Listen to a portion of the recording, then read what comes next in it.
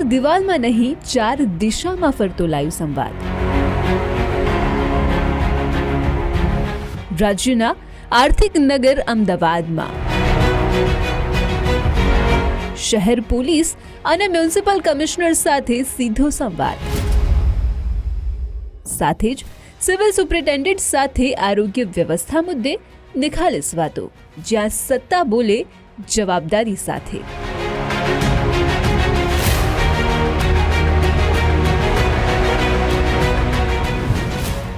ના દિવસ જોઈ રહ્યા છે, ના રાત, ના થાક, ના આરામ. આ દ્રશ્યો છે એ સ્થાનના, જ્યાંથી અમદાવાદની તમામ ગતિવિધિઓ પર શહેર પોલીસ બાજ નજર રાખે છે. શહેર police commissioner Shri GS Malik સરે સમય ફાળવતા જ મારી ટીમ વહેલી પરોઢે પોલીસ હેડક્વાર્ટર પહોંચી હતી. ગુજરાત ફર્સ્ટના ચેનલ હેડ ડોક્ટર વિવેક કુમાર ભટ્ટે પોલીસ કમિશનર શ્રી સાથે થયેલા ખાસ સંવાદ દરમિયાન એ વાત પણ જાણવાનો પ્રયાસ કર્યો કે શાંતિ અને સુરક્ષા સંદર્ભે શું શ્રેષ્ઠ પ્રયાસો કરી શકાય. જેનો જવાબ આપતા GS મલિક સરે શું કહ્યું, હવે તે પણ જાણીએ. सर, एक नया इनिशिएटिव लिया है स्टूडियो ऑन द व्हील्स. वैसे तो पूरे गुजरात में घूमेंगे, लेकिन आपके हिसाब से हमें किन चीज़ों पे फोकस करना चाहिए, क्या चीज़ें कवर करनी चाहिए? ये गुजरात फर्स्ट का जो ये इनिशिएटिव है स्टूडियो ऑन व्हील्स, काफ़ी अप्रिशिएबल है. और आप देखेंगे कि पुलिस की जो वर्क है, पुलिस की जो वर्किंग स्टाइल है, कितना चैलेंजेज हैं हर फील्ड में. आप देखिए, पुलिस का क्राइम या लॉ एंड ऑर्डर ही नहीं, आप ट्रैफिक का हो, कुछ भी इशू आते हैं. आप यहाँ रिवर फ्रंट पर जाइए, डेली कोई ना कोई वहाँ भी इशू आता है. तो हर जगह चैलेंजेज हैं, तो आप उनको ऑब्जर्व करिए और पुलिस का वर्किंग स्टाइल कैसी है, उनमें क्या आपका ऑब्जर्वेशन है, वो फिर आप हमें फीडबैक दीजिएगा, तो we will improve upon that. Police commissioner Shri સાથે થયેલા સંવાદ બાદ અમારી ટીમ સીસીટીવી કંટ્રોલ રૂમની પણ મુલાકાત લીધી. શહેરની તમામ ગતિવિધિઓ પર બાજ નજર રાખતા પોલીસ કેવી રીતે એલર્ટ રહે છે તે દિશામાં જાણકારી પણ મેળવી હતી. શહેરની શાંતિ અને સલામતી એમ જ બરકરાર રહે અને વધારે શું સારા પ્રયાસો કરી શકાય તે માટે પોલીસ કમિશનરશ્રીએ ગુજરાત ફર્સ્ટ પાસે પણ અનુભવનો ફીડબેક માંગ્યો છે, જેને રજૂ કરવાની તૈયારી ગુજરાત ફર્સ્ટ 100% દર્શાવશે. આગળ વાત કરી કાયદો અને વ્યવસ્થા સંદર્ભે. હવે વાત કરીશું એમની સાથે જેમના સિરે વિકાસ, સ્વચ્છતા અને નગરજનોના સર્વાંગી વિકાસની જવાબદારી છે. જ્યાં અવાજ પહોંચે છે ત્યાં અસર પણ પડે છે. આ શબ્દો છે અમદાવાદ મ્યુનિસિપલ કમિશનર શ્રી બંછાનિધિ પાનીના. સ્ટુડિયો ઓન વ્હીલ્સમાં ખાસ વાતચીત દરમિયાન તેમણે કહ્યું કે ગુજરાત ફર્સ્ટ યુનિક કોન્સેપ્ટ સાથે આગળ વધી રહ્યું છે, તેથી છેવાડાના લોકોને સીધો લાભ મળશે. શહેરની બદલાતી તાસીર મુદ્દે પૂછેલા સવાલોના જવાબ આપતા મ્યુનિસિપલ કમિશનરે કહ્યું કે અમદાવાદ આજે માત્ર શહેર નથી, પરંતુ એક મોડલ બની રહ્યું છે. શહેરમાં જે સ્વચ્છતા દેખાઈ રહી છે તેની પાછળ નાગરિકોનો સહકાર અને સફાઈ કર્મીઓની મહેનત છે. અમદાવાદમાં RRR પોલિસી સફળતાપૂર્વક ચાલી રહી છે. તંત્ર કચરાને ક્યારેય કચરો નથી માનતું. કોર્પોરેશન વેસ્ટમાંથી બેસ્ટ કામગીરી કરી રહ્યું છે. આમ જ્યારે તંત્ર, કર્મચારી અને નાગરિકો એક સાથે આવે છે ત્યારે શહેર માત્ર સ્વચ્છ નથી થતું, બલકે સ્વચ્છ વિચારોનું વટવૃક્ષ કેવી રીતે બને છે હવે તે પણ સમજીએ. गुजरात फर्स्ट का एक विशेष रथ हम शुरू कर रहे हैं. आपके हिसाब से हमें किन चीज़ों का ध्यान रखना चाहिए, क्या कवरेज करना चाहिए और किस विज़न से आगे बढ़ना चाहिए? मुझे लगता है आप बहुत ही एक इनोवेटिव काम कर रहे हैं और इसमें जो છેવાડાના જે લોકો છે એ લોકોનું ખાસ કરીને એ લોકો કઈ રીતે જીવન એ કરે છે અને એમાં સરકારનું જે યોગદાન છે એ કઈ રીતે થાય છે. ઘણા બધા યોજનાનું યોગદાન લોકોના લાઈફ ઉપર એક ટ્રમેન્ડસ ચેન્જ કરાવે છે, એ એક વિષય છે. બીજું, સ્વચ્છતા આપણા માટે ખૂબ એક અગત્યના બાબત છે, એટલે સ્વચ્છતા ખૂબ અગત્યનું રહેશે. અને એના સાથે સાથે જે લોકોના ડિમાન્ડ છે, લોકોના પ્રશ્નો છે એ કઈ રીતે એડ્રેસ થઈ રહ્યું છે, ચાહે હોસ્પિટલમાં હોય, ચાહે માળખાકીય સુવિધામાં હોય, ચાહે એજ્યુકેશનમાં હોય. એટલે સરકારનું ખૂબ સારા યોજનાઓ અને ખૂબ સારી બાબતો. ઘણી બધી બાબતમાં એવું છે કે નેગેટિવ પહેલી આવી જાય છે, પણ જે ઘણા બધા 99% જે પોઝિટિવ હોય છે એ પોઝિટિવ બાબત કોઈના ધ્યાન ઉપર આવતા નથી.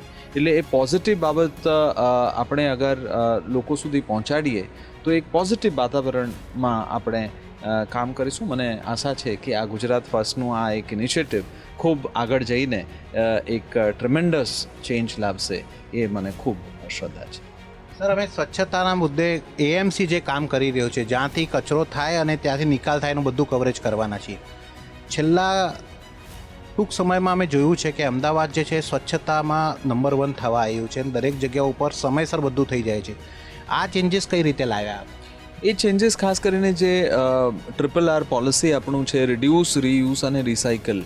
કચરાને આપણે કચરા સમજતા જ નથી, કચરાને આપણે કંચન સમજીએ છીએ. કચરાના કોઈ પણ કચરા હોય એનાથી કંઈ ના કંઈ વેલ્યુ એ મળે છે. એમાં રાઇટ ટેકનોલોજી અને રાઇટ પ્રોસેસિંગ અને રાઇટ ટ્રીટમેન્ટ અગર થાય તો દરેક સોલિડ વેસ્ટ બાબતે અલગ અલગ બાબત કરી શકાય. એના માટે એએમસી ખૂબ સારું કામ કરી રહ્યું છે. For example, waste to energy છે. વેસ્ટ જે સીએનડી વેસ્ટ છે એનાથી પેવર બ્લોક બને છે. જે પિરાણામાં એક વખત કચરાના ઢગલા હતા એના ઇનર્ટ ગેસથી એક્સપ્રેસ વેના બેસ ગ્રેડ બની રહ્યા છે.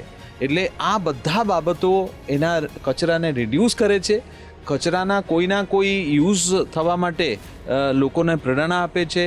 કોર્પોરેશન અને અલગ અલગ એજન્સીઓ દ્વારા આ કામગીરી કરવામાં આવી રહ્યું છે. અને આ રિસાયકલમાંથી આપણા જે RRR સેન્ટર્સ છે એમાંથી લોકોને પણ ખૂબ સારું એક વસ્તુ મળે છે. અને મને લાગે છે આ જે ચાહે પ્લાસ્ટિકનું છે, ચાહે કે નોન પ્લાસ્ટિક હોય, સોલિડ વેસ્ટ હોય, આમાં ઓર્ગેનિક વેસ્ટ મહત્તમ રીતે જે આવે છે એ ઓર્ગેનિક વેસ્ટમાંથી ખાતર બને છે. રિલિજિયસ વેસ્ટમાંથી ઇન્સેન્સ સ્ટિક્સ અને પરફ્યુમ્સ આ બધા વસ્તુ બને છે. એટલે કોઈના કોઈ દરેક કચરા આપણા માટે કચરા નથી, એનાથી કંઈ ના કંઈ એક ઉપયોગ આપણને મળે છે. એટલે એના આશયથી આપણે તમામ સફાઈ કામદારોને ખરેખર આ શ્રેય જાય છે. અમદાવાદ શ્રેષ્ઠતમ ક્લીનલીનેસમાં શહેર થવા માટે અને લોકોનું ખૂબ સારું સપોર્ટ મળી રહ્યા છે. મને આશા છે કે આપણા જે અમદાવાદના ખાસ કરીને કોમર્શિયલ વિસ્તારમાં જે લોકો છે અને અલગ અલગ વિસ્તારમાં જે લોકો છે એ એએમસીને સપોર્ટ કરે, સેગ્રિગેશનમાં સપોર્ટ કરે. જેટલું સેગ્રિગેશન થાય એટલું કચરાનું ઉપયોગિતા વધે, એટલું એનું વેલ્યુ વધે. એટલે કચરાના જે પ્રોસેસિંગ છે એ આપણને ત્યારે શક્ય બને જ્યારે લોકો સેગ્રિગેટ કરે. મારા દરેક નાગરિકને વિનંતી છે કે કચરાને સેગ્રિગેટ કરીને કોર્પોરેશનને આપે તો હજુ આપણે આ જે સિટી છે એ ખરેખર અત્યારે તો સ્વચ્છ સિટી બન્યું છે, ગ્રીન સિટી બન્યું છે અને કોમનવેલ્થ ગેમ્સ ના હોસ્ટ સિટી તરીકે છે. પણ આગામી દિવસોમાં આ જે સ્વચ્છતા છે એમાં એ સૌથી મોટામાં મોટું સોશિયલ અને ઇકોનોમિક બેનિફિટ્સ આ શહેરને લાવશે. Thank you so much sir. એક દિવસ અમે જીવવાના છે સ્વચ્છતાના પ્રહરીઓની જિંદગી, તો અમે આ ચોક્કસથી આ મેસેજ દરેક સુધી પહોંચાડીશું.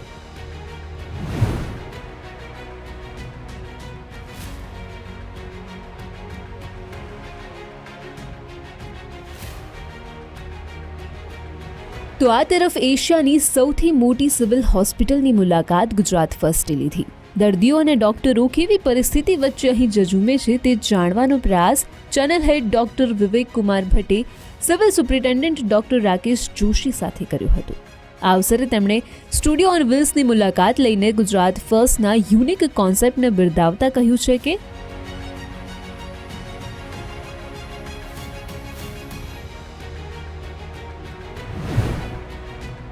સર, આ એક નવો અભિગમ છે, આપને કેવું લાગ્યું અને આપના શું સૂચન છે, કઈ રીતે મારે કામ કરવું? મને ખૂબ જ સારું લાગ્યું. ગુજરાત ફર્સ્ટની આ પહેલ છે એકચ્યુઅલી કે લોકો સુધી પહોંચવું. એકચ્યુઅલી મીડિયાનું કામ જ આ છે. જે મીડિયા તરીકે જે લોકો કામ કરે છે એને સમાજની બધી જ સાઈડ બતાવવાની હોય છે, સારી ખોટી. અને દરેક વ્યક્તિને એવું કહે ને કે વાણી સ્વાતંત્ર્યનો અધિકાર છે, એના કોઈ ઇસ્યુ છે, પ્રોબ્લેમ તમારા થકી કદાચ સરકાર સુધી જાય કે ઉપર સુધી જાય, જેનું નિરાકરણ લાવી શકાય. એટલે તમારો ખૂબ મોટો રોલ છે. અને આજે એક નવો અભિગમ છે કે તમે મીડિયા તરીકે તમે સોસાયટી સુધી, લોકો સુધી પહોંચવાનો આ જે પ્રયાસ ચાલુ કર્યો છે, ખૂબ આવકારદાયક છે અને ખૂબ ખૂબ અભિનંદન અને સાથે સાથે બેસ્ટ વિશિસ કે તમે જે આશયથી આ બનાવ્યું છે આશય ફળીભૂત થાય, વધારે ને વધારે લોકોને તમે કોમ્યુનિકેટ કરી શકો અને એમના વિચારો લોકો સુધી પહોંચાડી શકો. આઈ થિંક આજે તમારું જે વિચારસરણી છે ખૂબ સારી છે અને ખૂબ ખૂબ અભિનંદન. એક દિવસ અમે સિવિલ હોસ્પિટલમાં જીવવા માટે બહુ જલ્દી આવી રહ્યા છીએ. ચોક્કસથી આવજો અને અહીંનું પણ જોજો કે કેટલું મોટું વિશાળ તંત્ર, કેટલા બધા લોકોને એક સાથે રોજ સારવાર આપવામાં આવે છે, કેટલા લોકો કેવી આશા સાથે અહીંયા આવે છે અને કેવી રીતે સારા થઈને જાય છે. એની સાથે સાથે સિવિલ હોસ્પિટલ ન માત્ર ઉપચાર પરંતુ એ કહે ને કે એક ઇમોશન કનેક્ટથી કામ કરે છે. સિનિયર સિટીઝન એરિયા છે કે બાળકો માટે રમવાની વ્યવસ્થા કે બિનવારસી વોર્ડ, એવા ઘણા બધી વસ્તુઓ છે જ્યારે તમે આવશો ત્યારે તમને ખ્યાલ આવશે કે એ માત્ર ઉપચારની જગ્યા નહીં પરંતુ એવું કહેવાય કે સેકન્ડ હોમ જેવું છે કે તમે ત્યાં જાઓ, તમારી બાકીની બધી કેર પણ ડૉક્ટર અને એના સ્ટાફ કરશે. એટલે આવા એક અભિગમથી હોસ્પિટલ પણ ચાલે છે. એશિયાની મોટામાં મોટી કહે છે અને આ એક જે કેમ્પસ તમે જોઈ રહ્યા છો 110 એકરનું, જેમાં અત્યારે 7,400થી વધારે બેડ છે અને જે ડિમોલિશન થઈને નવું જ્યારે તૈયાર થશે ત્યારે 8,000થી પણ વધારે બેડ હશે. એટલે સરકાર પણ એ દિશામાં કામ કરી રહી છે કે દરેક વ્યક્તિને સારામાં સારી સારવાર, કોર્પોરેટ લેવલનું ઇન્ફ્રાસ્ટ્રક્ચર સાથે એક્સપિરિયન્સ ડૉક્ટર, આનો એક સુમેળ થઈ અને એમને સારામાં સારી સારવાર મળે, બેસ્ટ પોસિબલ આઉટકમ મળે એવી વિચારસરણી, એવી આશા સાથે આ બધા કામ થઈ રહ્યા છે. તમે જ્યારે આવશો ત્યારે તમને એક રિયાલિટીનો અનુભવ થશે કે ખૂબ મોટું વિશાળમાં લોકો પોતાનું એમ કહેવાય ને બધો અનુભવનો નિચોડ અને સાથે ઇમોશન સાથે કામ કરી રહ્યા છે.